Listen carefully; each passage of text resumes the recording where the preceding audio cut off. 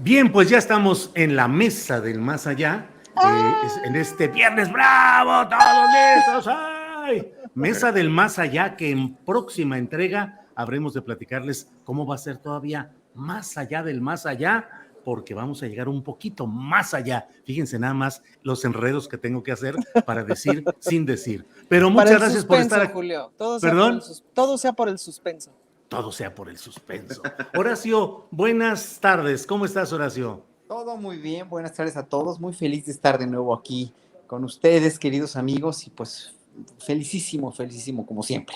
Qué bueno. Ana Francis Moore, buenas tardes. Buenas tardes, transmitiendo desde el Congreso de la Ciudad de México. Muy bien, es nuestra reportera en el Exacto. Congreso de la Ciudad de México. Luego nos dices a ver qué es lo que hay. Tu reporte, Ana Francis. Fernando Rivera Calderón, buenas tardes. Yo aquí, mi querido Julio, Horacio, Ana, transmitiendo desde la cercanía del Panteón Jardín, a unos días ya del Día de Muertos. De hecho, creo que un muerto está tocando a mi puerta, pero vengo, ustedes sigan platicando. Corre. Oh, sí, adelante. Muy bien. Horacio Franco, ¿qué programas de televisión veías cuando de chavo, de más joven? ¿Y qué programas, sobre todo de comedia, cuáles te impactaban, cuáles te gustaban más, Horacio?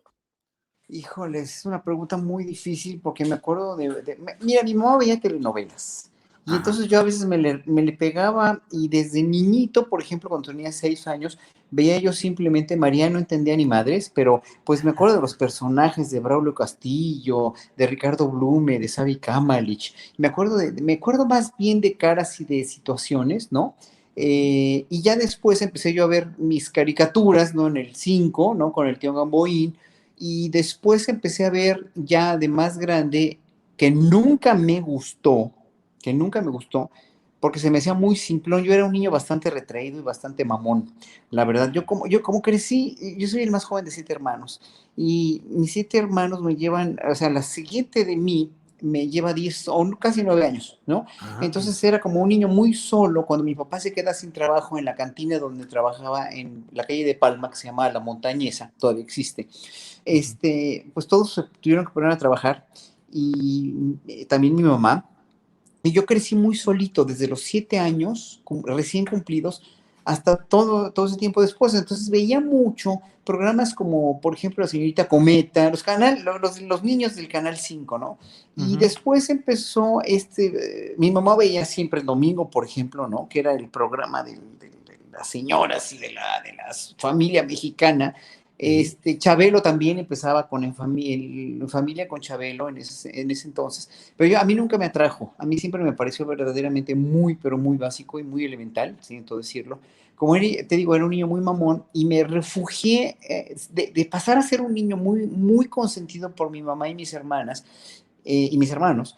Pasé a ser un niño, cuando se queda mi papá sin trabajo, pasé a ser un niño muy retraído y muy amante de la lectura. Me refugié en la lectura, me refugié en la lectura sobre todo de culturas antiguas. Fíjate, curiosamente, con la biblioteca Espasa, la enciclopedia Espasa Calpe, mi Uh-huh. papá tenía una enciclopedia, una de 1945, de cuando se casaron mis papás, o cuando se unieron, nunca se casaron ellos, hasta mucho después.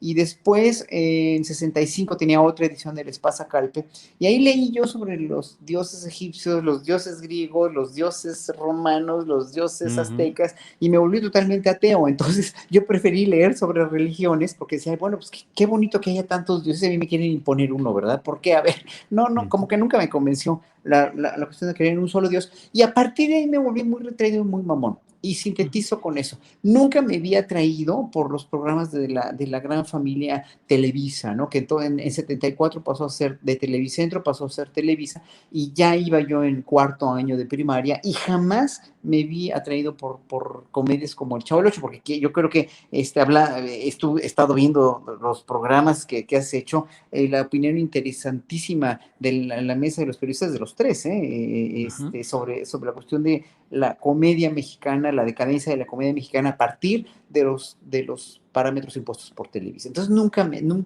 realmente nunca fui así como un niño seguidor Uh-huh. de ninguno de estas cosas mexicanas de Bien. la comedia.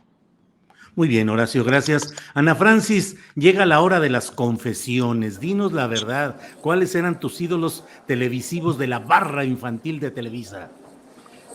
De la barra infantil de Televisa, a ver qué veía yo. Veía yo Burbujas, fíjate. Ese me gustaba mucho. Me desesperaba mucho el Ecoloco, obvio. Me desesperaba mucho Pistachón Zigzag. Ajá. Pero me gustaba mucho el doctor Memelovsky. Y sí, en Burbujas yo me clavaba un montón. No recuerdo más de la barra de Televisa que yo viera, es decir, de pronto, o sea, Chabelo me desesperaba mucho. Veía yo Chespirito de pronto, pero también había una parte que me desesperaba, que me aburría. Y luego, bueno, pues lo que pasa es que una crece, ¿no? Pero veía yo un montón de caricaturas y veía yo un montón de telenovelas, ¿eh? Pero un montón, o sea, Quinceañera, bueno, no sé si ustedes se acordarán, pero en el final de Quinceañera y en el final del Maleficio, las calles de la ciudad estaban vacías, pues, ¿no? Quinceañera sí me la soplé completita y veía yo un montón de telenovelas. Recuerdo aquella de Amor en Silencio, telenovelón. Sí crecí viendo con eso. En silencio. Exacto. Es vivir un momento a tiempo, amor. Bien. No, porque tragedión, porque tenía a la mitad un cambio de, ¿cómo se llama? De estrategia dramática, que era muy interesante. Y luego ya, pues una crece. Veía yo caricaturas, obviamente, pero no, pues no eran de Televisa, sino estas, las de Don Gato, las de la Warner Brothers, todas esas. Esas me fascinaban. Veía yo muchísima tele. Y luego yo les digo, yo salía así no por activista ni por lesbiana, sino porque veía yo mucha tele. Sí, veía yo muchísima tele de niña. Como que fue mi refugio un montón de años, ¿no? Claro. Gracias, Ana Francis. Fernando Rivera Calderón, ya dinos la neta, ¿cuáles eran tus héroes infantiles de la televisión mexicana? Bueno, comparto con Ana Francis el gusto por la telenovela vespertina con mi madre o con cualquiera de mis dos abuelas. Era un ritual sentarse a ver la comedia y a mí me encantaba. La verdad, lo recuerdo conocer, porque además creo que no fueron, esa de Amor en Silencio, esa actuación de Omar Fierro, que no podía hablar, entonces tenía que improvisar. Pero bueno, en términos de contenidos infantiles, me gustaba también mucho Odisea Burbujas, aunque después, años después, cuando trabajaba de reportero, conocí a un chavo que era parte de un grupo como de chavos que hacían como striptease y eran muy sexys, y este chavito se vestía como de cuero, y él era mimoso ratón. Entonces fue una cosa muy fuerte para mí darme cuenta de que adentro de ese tierno ratoncito había un chico osado.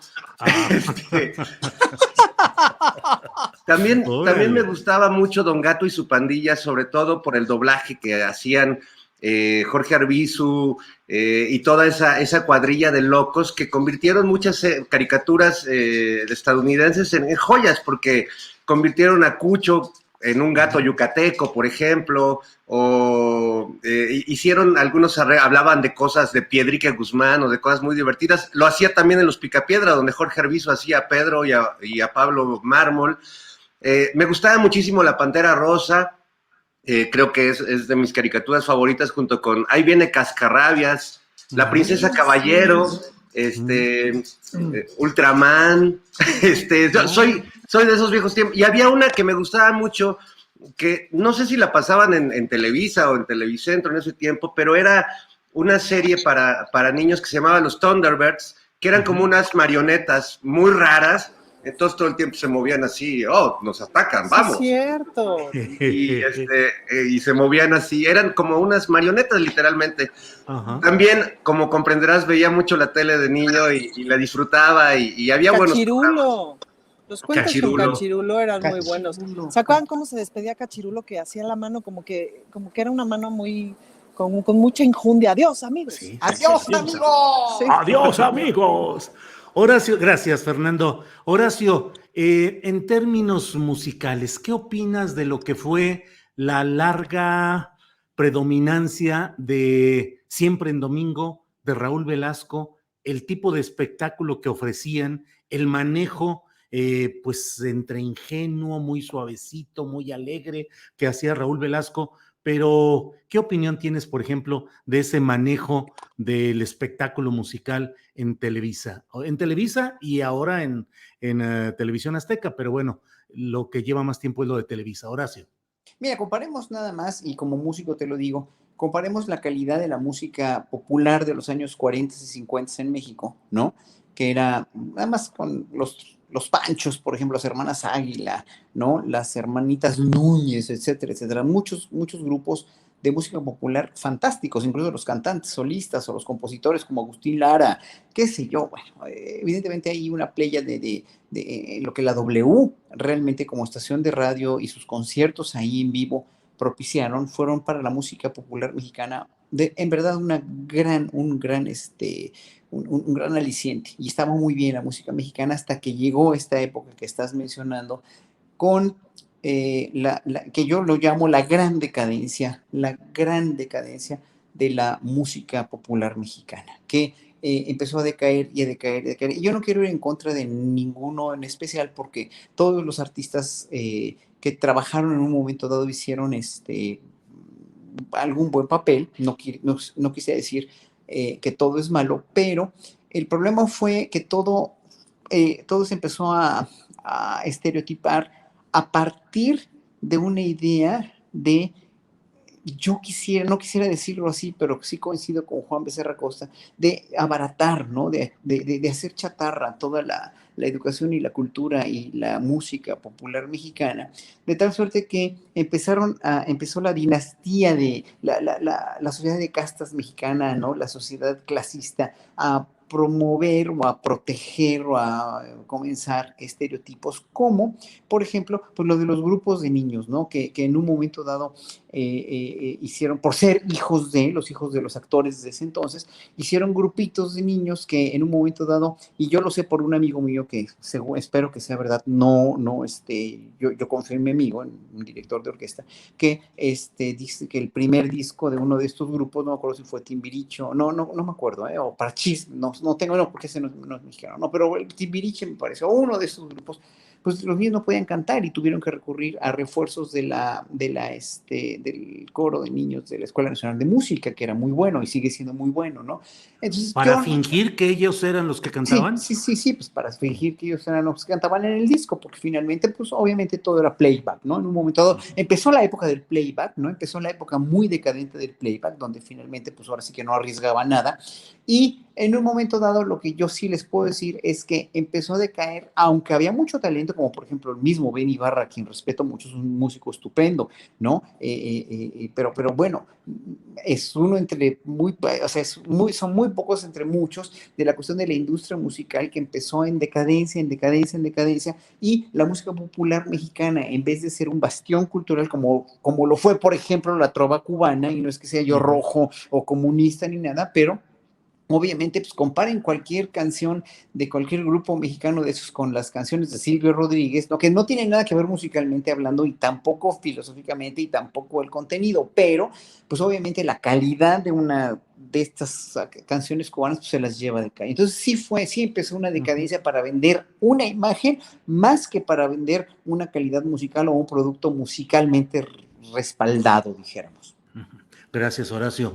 Ana Francis, obviamente te toca el tema de la comedia, así es que te pregunto qué opinas de lo que dijo Carlos Vallarta, el estandupero que ha estado pues en la polémica, cuando ha dicho que con Chespirito ha sido la etapa peor de la comedia mexicana. ¿Qué opinas de Chespirito? ¿Qué opinas del humor promovido en Televisa con Chespirito? Programas como el de Sube Pelayo Sube, que no era musical, pero bueno, Eugenio Derbez, Ortiz de Pinedo, ¿qué opinas de ese humor que ha promovido Televisa? Fíjate que es muy interesante porque, es decir, evidentemente opino desde el día de hoy, desde lo que soy hoy y desde lo que sé hoy y desde lo que sabemos con la distancia del tiempo. Entonces, creo que todo ese periodo televisivo refleja, pasa un poco como el periodo cinematográfico español con Rocío Dúrcal y las gemelas estas Pili Mil y todo esto, que veías un mundo como súper fresa, súper cándido y tal, y por otro lado el franquismo asesinando a miles, ¿no? Entonces, y con una represión brutal. Entonces, me parece que esa etapa en México también tiene que ver con eso, es decir, es una etapa televisiva como muy fresa, como muy mediana, como muy inocente, entre comillas, y en el país estaban pasando un montón de cosas tremendas, es decir, no es una televisión que reflejara la realidad, es una televisión que tapaba la realidad y que trataba de contar una narrativa de un México que no era, pues, ¿no? Y en ese sentido, pues contribuyendo a la estupidización. Es una narrativa estúpida la que se va cimentando en todos estos años, pero no es de trancazo, es decir, Chespirito en realidad era muy bueno en términos de estructuras cómicas, en términos de usos, sí, de usos de herramientas cómicas. El problema es ideológicamente en lo que se va convirtiendo. Entonces, claro, se va colando ahí una lógica del bullying, se va colando una lógica clasista, se va colando, por supuesto, una lógica misógina y tal. Y lo que vemos en los últimos años de la televisión mexicana, pues es realmente malos guiones, malas actuaciones, malas realizaciones que ya no le dan risa a nadie. Es decir, todo este asunto que comienza por no reflejar la realidad, sino que comienza por dar un discurso dictado desde el Estado, dar un discurso dictado desde el poder, pues empieza a corromperse cada vez más, poco a poco, y alejándose del oficio, pues, ¿no? Es decir, para hacer buena comedia necesitas hacerla todos los días y necesitas mirar la realidad y necesitas reflejar la realidad y reflejar los dolores de la sociedad contemporánea, etcétera, etcétera. Si te vas alejando de eso, pues lo que vas haciendo son, ¿cómo se llama? Churritos, ¿me explico? No comida, pues, sino claro, vas haciendo porquerías.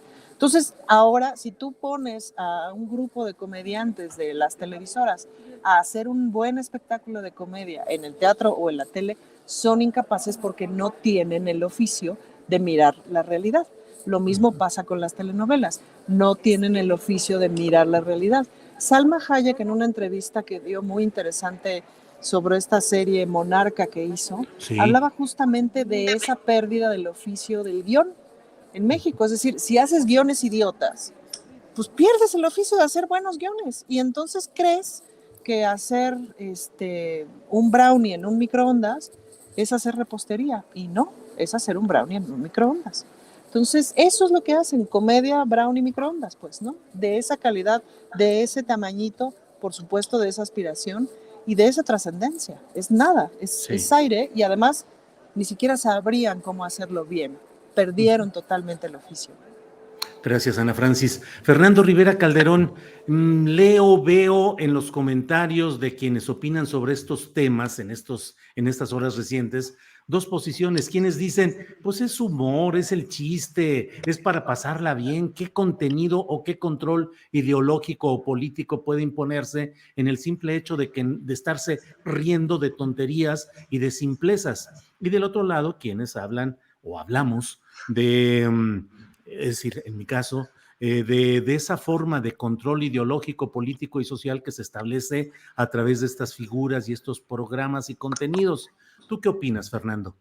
No, bueno, creo que no es tan inocente como parece y que esa lectura que hace un buen sector de la sociedad de, ay, solo era humor, era inocente, no es inocente. Yo creo que todo sistema autoritario, todo sistema represivo construye su mundo del espectáculo, ¿no? Construye artistas que son hechos a modo, cantantes que son hechos a modo. Es decir, creo que Chespirito era el representante perfecto de un sistema autoritario, como el priista, donde el humor, más que basarse en la crítica, como lo hacían humoristas en otras latitudes del continente, aquí era un humor repetitivo, un humorismo que de algún modo romantizaba una miseria no solo económica, sino moral, porque pues era un chico huérfano que vivía en un barril, que todos los días lo golpeaba a un tipo muy simpático que se llamaba Don Ramón, pero que finalmente estaba agrediendo todo el tiempo a un niño, y en una situación como de repetición, cuando el humor es espontaneidad, es sorpresa, es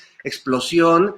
Chespirito logró repetir un chiste 1000 veces, no para que fuera gracioso, simplemente para que la gente de todo el continente adoptara todas esas frases, se las aprendiera de memoria y en eso pues logró un fenómeno muy peculiar, pero que no pasa para mí por el humorismo, pasa por hacer que todo el mundo se aprenda algo después de repetirlo durante décadas, ¿no? Eso era para mí, además de que Chespirito, Raúl Velasco y el PRI hacían lo mismo. Chespirito empezó a usar las risas grabadas.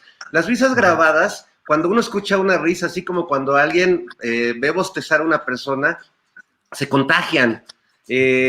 Cuando tú haces un chiste cebo y le pones una risa grabada, es probable que alguien se ría. Más porque alguien se rió que por el efecto del chiste. Chespirito jugó a eso, como Raúl Velasco jugó, y toda la escuela de Televisa y TV Azteca, a que después de escuchar a un artista malo, había unos animadores entre el público y unos letreros que te decían, aplaudan, Aplausos, sí. ¿no?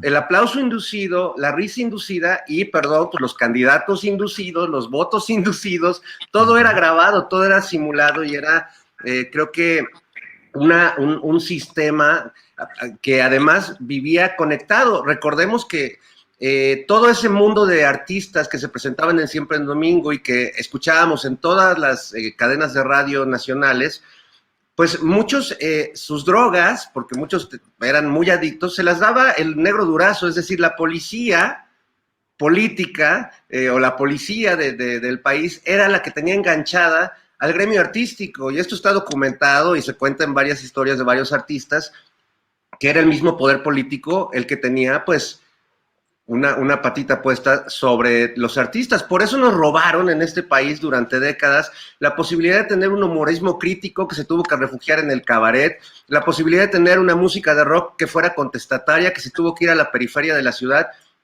porque aquí las disqueras, y yo lo viví, porque yo tenía una banda que hablábamos, criticábamos a la religión y todo, y cuando tuvimos la oportunidad de grabar en BMG, en el subsello de Culebra, en la época del rock en español y todo eso, pues nos dijeron, no queremos a alguien que critique a la religión, queremos unos chavos que hablen de romances y de cosas ligeras, ¿no? Y se construyó a modo casi de Luis de Llano, que fracasó en Avándaro y nunca soportó que los grupos de rock dijeran groserías y fueran contestatarios, pues decidieron crear todo este rockcito artificial y este mundo artístico artificial y este humor artificial, ¿no? Que bueno, pues sí, era lo que había, pero pues qué pena que al mismo tiempo en Argentina tenían a Lelutiers, o en Colombia Jaime Garzón, o en Inglaterra, en Reino Unido a Monty Python, o sea, al mismo tiempo estaban pasando cosas increíbles, Saturday Night en Estados Unidos, y aquí Chespirito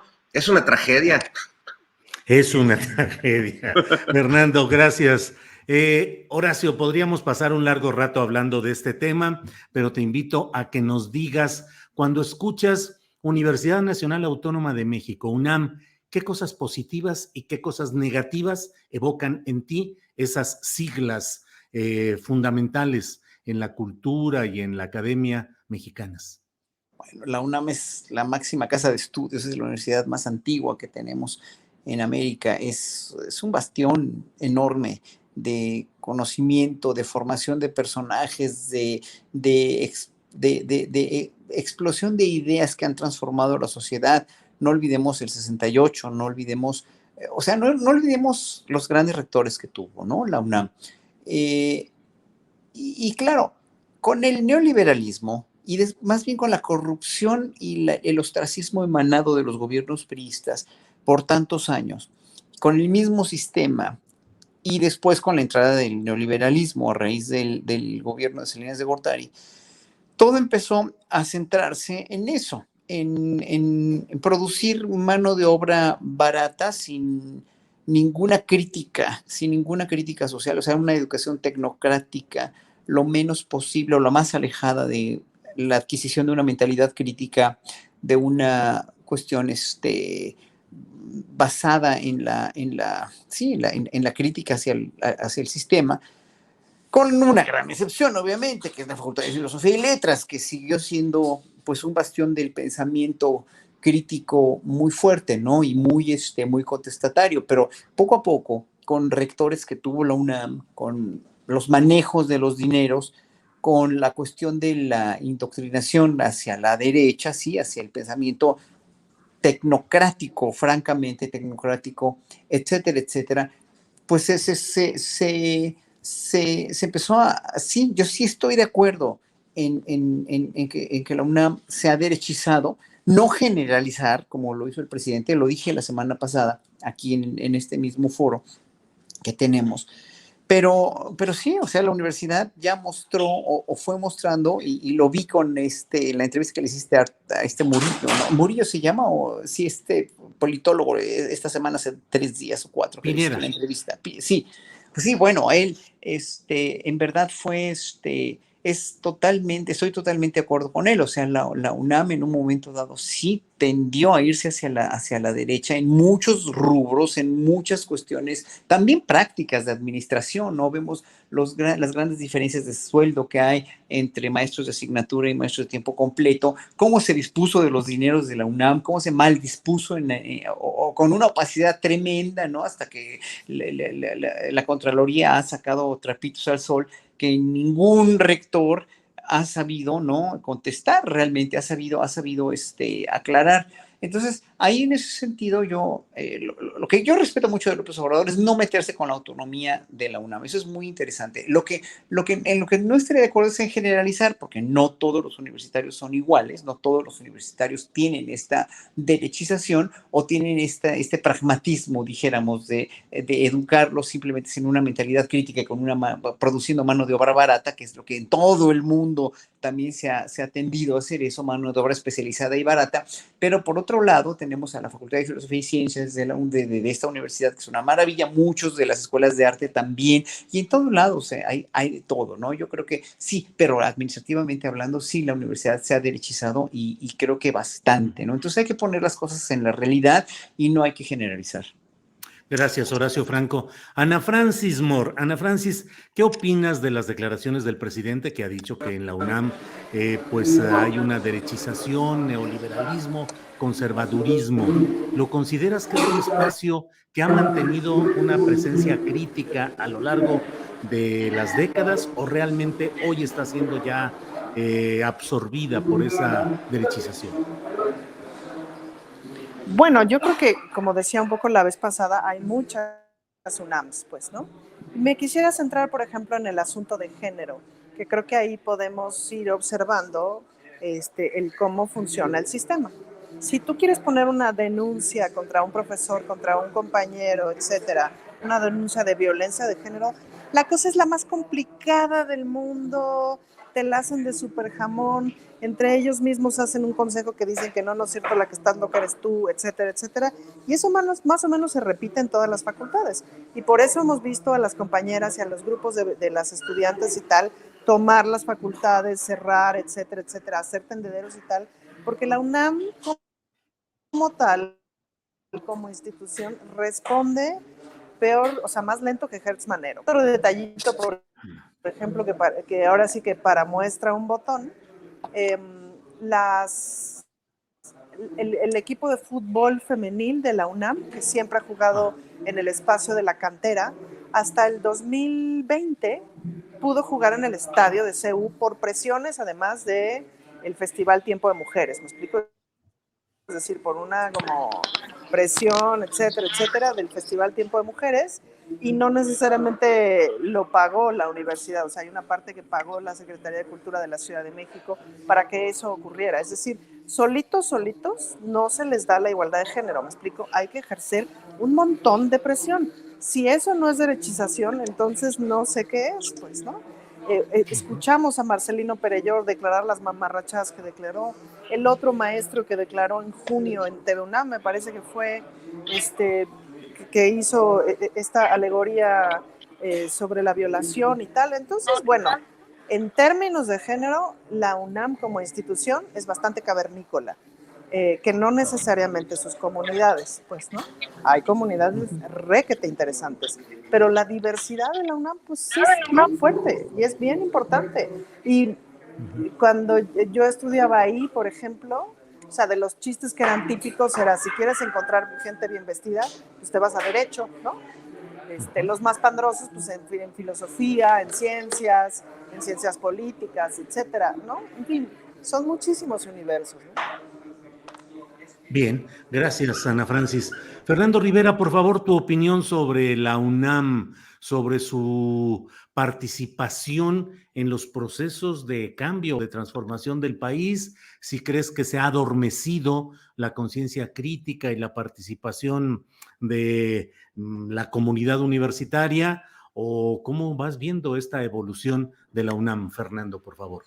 Bueno, no creo que se haya adormecido, creo que se ha buscado inhibirla, ¿no? Desde hace muchos años, desde la radicalidad, tanto de los grupos de derecha, de los grupos conservadores, como de los grupos radicales de izquierda, ¿no? Yo como exalumno de la Facultad de Filosofía y Letras, pues siempre hubo un ala radical con la que yo no coincidía, que finalmente era la que a veces decidía los temas de las huelgas y eso. En algún momento intenté acercarme un poco a al movimiento, pero me parecían demasiado radicales, ¿no? O sea, como que cero voluntad de negociación política, sino más bien eran actos pues más revolucionarios, y de hecho pues yo no pude terminar mi maestría en historiografía por una de las últimas huelgas, la que encabezaba este personaje además muy dudoso llamado el Mosh, con quien tuve además algunos desencuentros. Entonces fue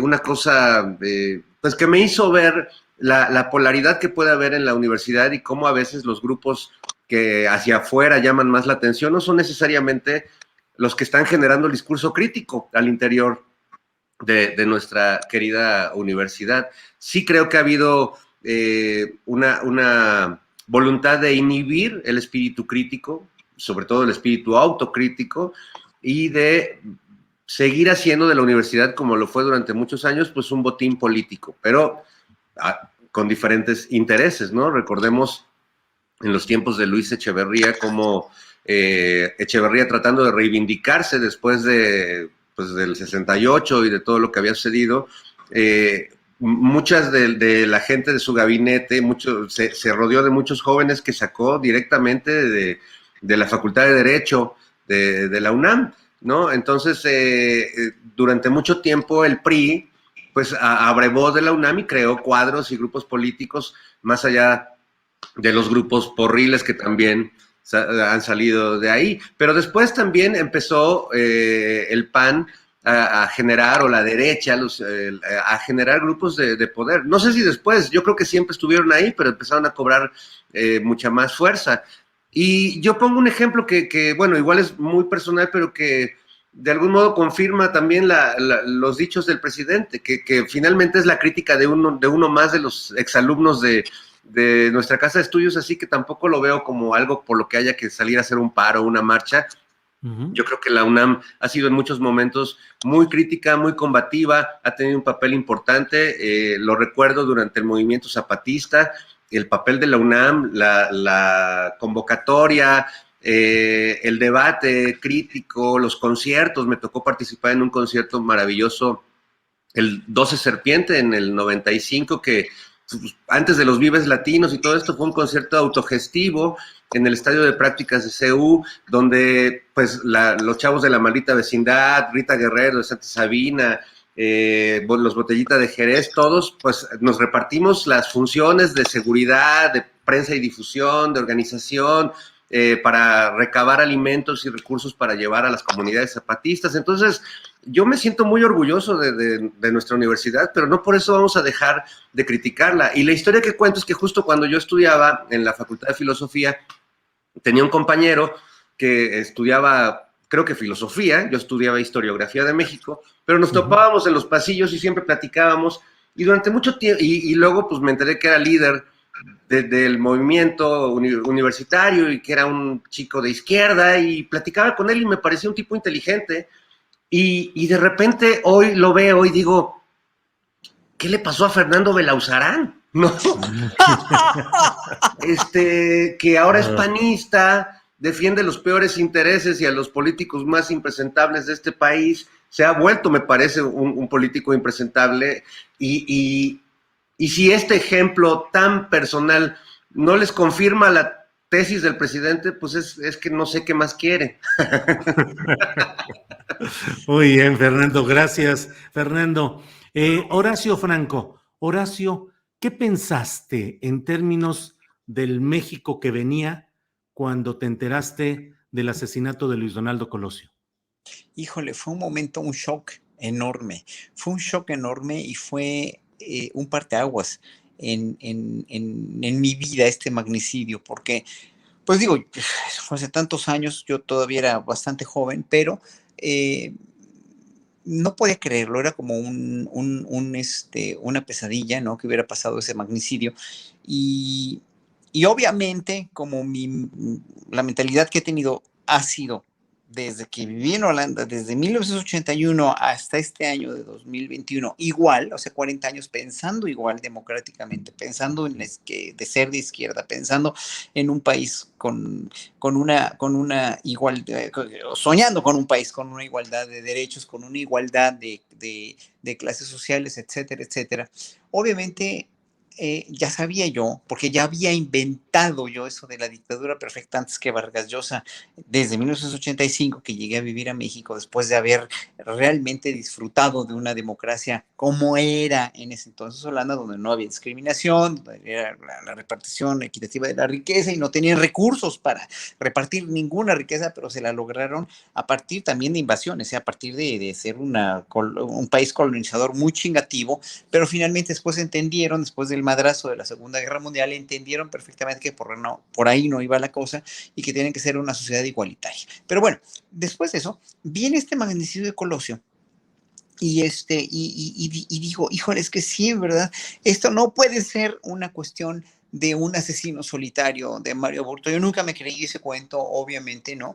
Pese a que lo quisieron manipular de esa manera, obviamente se rumoraba, como tantos rumores había de tantas cosas, que pues había sido Salinas quien lo mandó matar o lo que sea, ¿no? Yo no me meto en eso, no me metí en eso, además no podría afirmar nada, pero hoy por hoy, bueno, después salió pues el otro candidato que finalmente pues ya vimos quién fue, ¿no? Y ya vimos cómo dejó al país con el FOBAPROA, etcétera, etcétera, ¿no? Y bueno, para no hacer el cuento más largo, yo creo que en ese momento para mí ese magnicidio representó la posibilidad o sea, todavía, más bien, la posibilidad de un cambio de que ganara la izquierda, obviamente. Yo dije, ojalá que la gente se dé cuenta que estamos gobernados por una bola de patanes, ¿no? O de gente que ha ido hundiendo a México.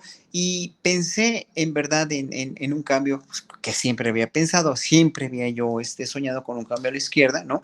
Y bueno, pues obviamente no pasó así, pero evidentemente, pues cada vez, con este asesinato, cada vez se refrendó más, y aquí acabo de responder lo que tú me dijiste, me preguntaste, cada vez me refrendó más el hecho de que estábamos gobernados por gente verdaderamente muy siniestra, porque esto no se creía, esto no puede ser una cuestión de un asesino solitario, y bueno, qué bueno que ya la Comisión de Derechos Humanos empezó otra vez a querer abrir el caso, porque esto pues no puede seguir así, ¿no? O sea, aunque sea un magnicidio que se cometió hace veintitantos años, ¿no? Ya no podemos seguir chupándonos el dedo. Y hoy por hoy que en este sexenio las cosas se dicen por su nombre, las cosas se mencionan y no hay máscaras, no fuera máscaras en este sexenio, pues ojalá que esa máscara también se quite, ¿no? La máscara del 68, la máscara del 71, esta máscara del magnicidio de Colosio y tantas otras máscaras que tenemos y que vivimos a cuestas, gracias a lo que tú empezaste aquí a cuestionar de qué son los medios masivos de comunicación,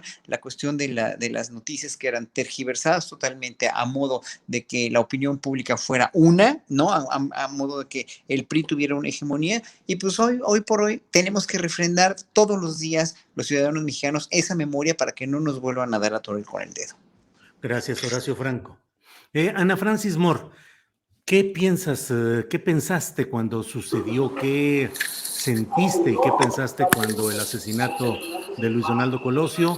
Y agrego, ¿qué piensas ahora de pues la valoración histórica que se hace pues del gobierno de aquel momento de Carlos Salinas y de lo que ha pasado Mario Aburto? Por favor, Ana Francis.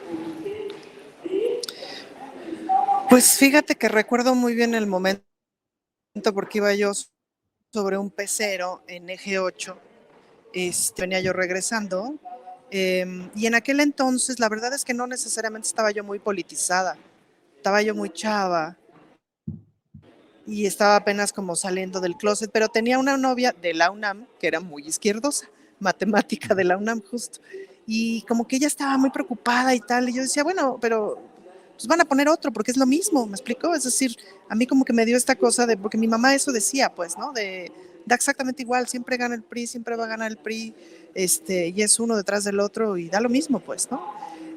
Y claro, conforme fueron pasando las horas y que me fueron explicando y que fui entendiendo un poquito más de la circunstancia, dije, no, pues qué recios se llevan, pues, ¿no? Qué feo se llevan, porque no, o sea, como que de pronto por ahí empezó a salir una versión de, bueno, pero si esto es un ataque, digamos, una especie de golpe de Estado o alguna cosa así, versión que la verdad es que pronto desapareció, es decir, era evidentemente un golpe interno, pues, ¿no? Y eso, pues, que es qué recio y qué feito se llevan, pues, ¿no? Visto a la distancia, pienso que lo que estamos viendo es como esta tragedia danesa Festen, que no sé si todo el mundo la tenga más o menos fresca, pero se las cuento en chinga, que es esta cena de Navidad en donde una familia muy acá está cenando así divinos, todos muy bien vestidos, muy bien peinados, la cena es perfecta, y conforme va ocurriendo la cena nos vamos enterando que el papá abusaba de los gemelos cuando eran niños, y los gemelos ya son hombres adultos, y les explota la cena en la cara a todos, y literal, pues la familia ya no puede ser la misma, ¿no? Entonces, de esa misma manera, sumando a lo que hablábamos hace rato de Televisa, de la televisión, de los medios, etcétera, me parece que vivimos una ficción durante un montón de años. Bueno, el país vivió una ficción durante un montón de años, mientras el papá estaba violando a los gemelos, pues, ¿no? Y toda la familia lo sabía, o algunas partes de la familia lo sabían, pero nadie lo hablaba en voz alta. Y ahorita justamente estamos viendo la tragedia de desvelar las verdades. Por supuesto que yo creo que la verdad nos hará libres, ¿no? Y que después de esta tragedia de desvelar las verdades, sí, sin duda empezaremos a poder construir desde otro lugar. En mi familia y en muchas de nuestras familias se vivieron cosas similares, pues, ¿no? Y las verdades alivianan un montón, sobre todo las mentiras, pues carajo, te enferman por dentro, pues, ¿no? Te generan un montón de tumores y sobre todo, pues, ¿no? Entonces, sí veo muy positivo el revalorar la circunstancia. Por supuesto que estaría buenísimo saber qué pasó. Es evidente que ese güey, Mario Aburto, pues no fue, o si fue, pues no fue el solo, me explico, o sea, el asesino loco, pues ni que fuera John Lennon, o sea, no era por ahí, pues, ¿no? Y eso es evidente. Bueno, ¿qué pasó? ¿Qué tantas cosas se movieron? Pues, ¿no? También es cierto que vimos, tratando de ser un poquito como objetiva, me he puesto a leer mucho, no sé por qué, pero durante la vida me han caído un montón de textos que analizan el periodo de Salinas de Gortari, y me queda claro que Salinas, además de ser un tipo genial, tenía una visión de mundo y una visión de país. Claro, es una visión neoliberal que se tenía en esa época. Bueno, salió muy mal, ya lo vimos. Y yo vi a hombres de esa generación, yo vi a mi correcto, y cuando la realidad te va escupiendo en la cara, pues vas tomando decisiones que van haciendo que eso se ponga cada vez peor. Pero las decisiones que tomas siempre son en función de creer que el estado de las cosas que estás promoviendo es el correcto y que eventualmente todo se va a limpiar de alguna manera. Y así funcionan las dictaduras, es decir, los dictadores no crecen pensando voy a ser un dictador. Yo no creo que Salinas haya tenido la conciencia de ser tan siniestro y tan dañino para México. Se fue construyendo a partir de una circunstancia neoliberal global y fue tomando las peores decisiones, y aquello sumado a la corrupción, pues ahora sí que les explotó la tacha, ¿no? Y enos aquí. Claro. Claro. Ana Francis, gracias. Fernando Rivera Calderón, entre otros temas que aborda Ana Francis, es el de las verdades, la hora de conocer verdades. El propio presidente de la República hoy ha dicho que habría, bueno, ayer, que habría protección del Estado a Mario Aburto si dice la verdad, si dice su versión de lo que ahí sucedió. ¿Qué pensaste tú y qué has visto a lo largo de los años, ¿qué significó el asesinato de Luis Donaldo Colosio? Pues bueno, significó la irrupción de la necesidad de verdad, ¿no? Como había sucedido también el 1 de enero de ese mismo año, cuando el ejército zapatista salió en medio de un país donde todo era perfecto, donde la narrativa de Salinas es que pues éramos ya el primer mundo, que el libre comercio nos iba a poner a la altura de todos, cuando en realidad solo metió un desequilibrio comercial y económico brutal y nadie estaba en condiciones de competir con los productos de Estados Unidos o de Canadá. Pero bueno, la narrativa era que todo era perfecto, teníamos a Julio César Chávez, en la música triunfaba Maná y Gloria Trevi, que quería ser presidenta de México, o sea, todo pintaba de maravilla y de repente, porque había una narrativa, una historia de, pues sí, siempre gana el mismo, siempre es el PRI, pero es un buen rey, es una buena dictadura, ¿no? Entonces, creo que el tema de Colosio, yo lo recuerdo además muy bien en términos de lo que tú dices, Julio, de la verdad. Yo en ese tiempo llevaba ya algunos años trabajando como reportero en el periódico El Nacional, que era el periódico del gobierno. En ese tiempo el gobierno tenía su propio periódico, sí, que era el periódico El Nacional. Y yo acababa de renunciar porque me censuraban mucho, no recuerdo si eran los tiempos de Pablo Iriart, pero ya era una época en la que yo escribía de lucha libre pero bueno, me metía políticos en mi columna y pues me lo cortaban y me enojé. Y me acuerdo que se había escrito una carta y me fui. Y llevaba como 2 semanas de haber renunciado al periódico y voy caminando en la calle y escucho en la radio lo de Colosio. Ajá. Y me valió gorro, que me regreso a la redacción. Dije, pues ya renuncié muy dignamente, pero yo necesito ver qué está pasando. Ajá. Y regresé a la calle de Ignacio Mariscal, me metí a la redacción y bueno, una efervescencia, una adrenalina, una confusión de datos, pero ahí justo me enteré que Colosio ya estaba muerto mucho antes de que la información se hiciera pública. Ya se sabía que no lo estaban tratando de salvar en el quirófano, ¿no? Ya, el candidato ya no estaba y lo que estaban buscando era una estrategia para poder comunicarlo, para poder decirlo públicamente. Luego me tocó en la noche pues este episodio periodístico insólito y radical de Jacobo Saludowski tratando de meterse a la cabeza de Talina Fernández. Sí. Y Talina pues metida, porque además Talina no iba como un periodista común y corriente. En ese tiempo, recordemos, me parece que ahora ya no pasa, pero había periodistas que iban de cuates de los candidatos, que eran consentidos y que iban más de amigos del candidato que de corresponsales de algún medio informativo. Talina pues era amiga de Colosio, ella iba en plan como más cuata y pues bueno, de pronto se vio enfrentada a casi meterse al quirófano, cosa que no podía hacer, pero Jacobo también estaba un poco en el delirio ya del vértigo de una información que estaba transformando el país y que estaba pues marcando para mí el verdadero drama. Me acuerdo que Octavio Paz dijo, esto es Shakespeare puro, ¿no? Uh-huh. Y sí, realmente nos dimos cuenta que la política mexicana tenía otras verdades que no conocíamos, ¿no? Lo de Francisco Ruiz Massieu creo que también hizo más claras ver estas cloacas de personajes que además pues se quedaron en la impunidad, ¿no? Uh-huh. Aburto pues fue finalmente, haya sido el que le disparó o no, pues nos queda claro a todos que no fue el autor intelectual y que hay muchos personajes ahí como Córdoba Montoya, el mismo Manuel Camacho, que bueno, ya no está en este plano, pero muchos personajes que siguen ahí, y Carlos Salinas, por supuesto, claro, que pues parece que es como Peña Nieto, nada más no lo vemos saliendo con su novia de hoteles en Roma, pero pues anda muy campante por la vida, ¿no?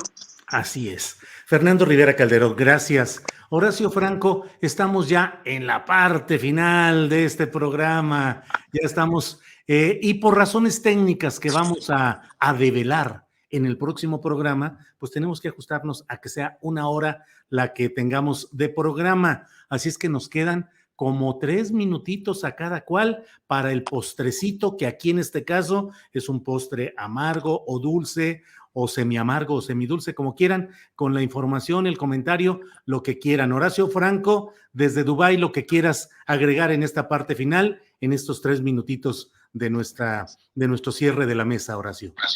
Pues yo nada más quisiera darle totalmente la razón aquí a Fernando y a Ana, porque en realidad sintetizando, lo que tenemos que hacer los ciudadanos es nunca dejar de recordar, jamás, y tampoco dejar de recordarles a los mucho más jóvenes que nosotros cómo era el México antes del 2018 y cómo puede llegar a ser y cómo estamos ahorita en un paso muy doloroso para muchos, ¿no?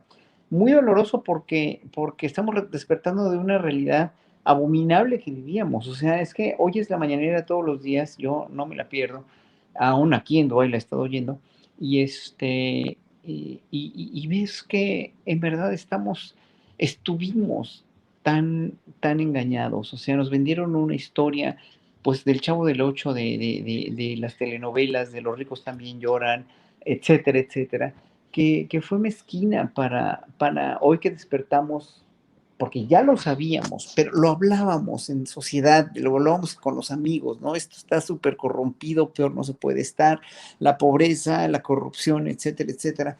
Pero hoy que nos sacan todos los datos y todas las cifras y todo lo que, por ejemplo, hoy estaba viendo hace ratito, atrasada, pero la oí, la conferencia de prensa, bueno, todo lo que, los datos que saca López Obrador, la de ayer, jueves también, donde dijo, cómo se gasta, cuánto se gasta en la presidencia, o sea, 3,000 millones de pesos menos de lo que se gastó en tiempos de Peña Nieto, ¿no? Y bueno, los gastos tan onerosos que tenían los políticos y toda la corrupción a partir de esos gastos onerosos, o sea, ¿de dónde sacaban tanto dinero? Pues yo creo que, mira, lo único que nos queda como ciudadanos, en verdad, es seguir entendiendo esto como un paso a otra etapa de la historia de México, seguir reflexionando mucho sobre que no queremos estar como estábamos antes, que no queremos más de esta corrupción, de este engaño, de esta manipulación, de esta chatarrización de la educación, de la música, de todo, de la ciudadanía mexicana de a pie, que no queremos más una clase media endeudada hasta el tope para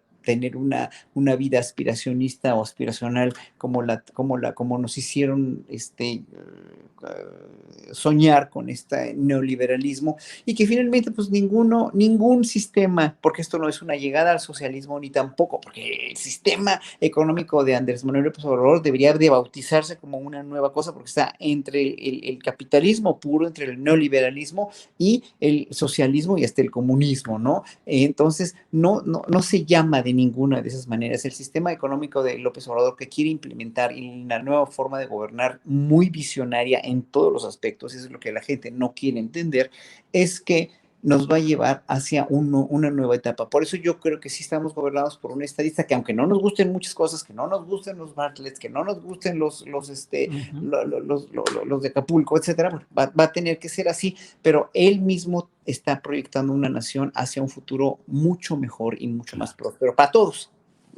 Gracias, Horacio Franco. Ana Francis Moore, por favor, en la parte final, estos 3 minutitos de postre final, por favor, Ana Francis.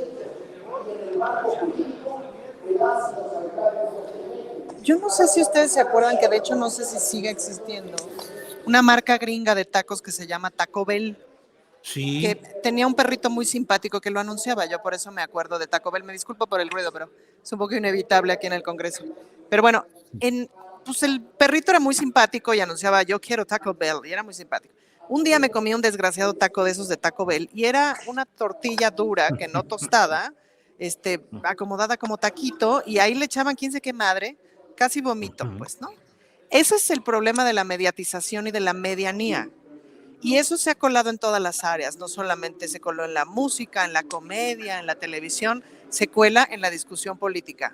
El otro día yo me arrancaba los pelos de la desesperación del nivel de conversación y de debate, porque de veras hay un ala del Congreso que se ha dedicado a aprender, quién sabe dónde fueron a la escuela, Julio, te juro que si fueron a Harvard les tomaron el pelo, porque no mames, perdón de mi francés, el nivel de ideas y de discusión, de capacidad de uso del lenguaje. Es ridículo. Bueno, toda esa medianía pues, es Taco Bell. Entonces, me parece que estamos en el proceso de regresar pues a los sopes de la 9, ¿no? Por lo menos al tizoncito, carajo, o sea, una diversidad más amplia de tacos, ¿no? Una diversidad amplia de tacos, el farolito, qué sé yo, no voy a hacer anuncios, Julio, porque nos desmonetizan, cállate, pero, No, adelante. ¿no? Una diversidad importante de tacos, los de la esquina, los de los otros, o sea, todo mundo conocemos una diversidad importante de tacos, ¿no? Y en eso se basa gran parte de nuestra felicidad y de nuestra mexicanidad. Entonces, bueno, de la misma manera, pues tiene que haber ideas distintas y formadas de distintas cosas y de distintas maneras. Me parece que estamos transitando de nuevo a la diversidad de tacos y saliendo del mendigo Taco Bell, que es idiota, insípido y además aburrido. Muy bien, Ana Francis, pues muchas gracias por estas referencias, estas precisiones de la veracidad gastronómica y de sus adulteraciones. Fernando Rivera Calderón, por favor, ya en la parte final de este programa, lo que desees agregar en estos postrecitos del final de la Mesa del Más Allá.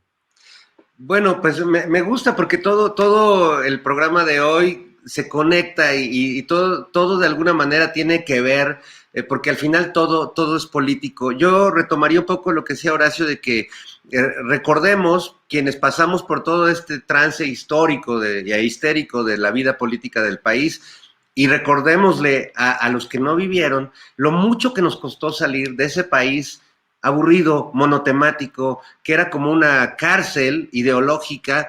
Recordemos que es importante hablar de Chespirito y de las implicaciones políticas y sociales de ese tipo de humorismo blandengue y apolítico, porque gracias a Chespirito es que hoy tenemos a un Chumel y tenemos a un Derbez y tenemos a un Haitovich y todo este humor machista, misógino, homófobo. Recordemos que Chespirito apoyó al PAN, apoyó al PRI mientras el PRI gobernó y luego apoyó al PAN los últimos años de su vida. Recordemos que Chespirito era el comediante favorito de las dictaduras latinoamericanas. Recordemos que Chespirito era recibido con honores por Augusto Pinochet y se presentaba con toda la vecindad del Chavo en el Estadio Nacional donde asesinaron estudiantes y donde asesinaron a Víctor Jara.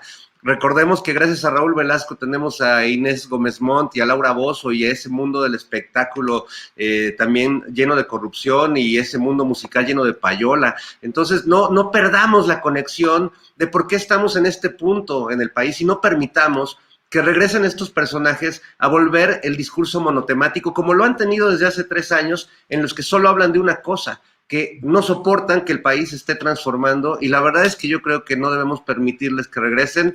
Nada más como cuadro de honor pondría hoy a la alcaldesa Sandra Cuevas, que después de decir que no le gustan los pobres, ya se madreó a uno.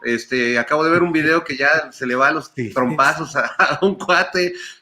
Así que bueno, tratemos de no permitir que este tipo de personajes que nos robaron generaciones de talento, de humoristas, de músicos, de rockeros, de creadores, que nos robaron tantos sueños durante tantas décadas, no permitamos que regresen al poder.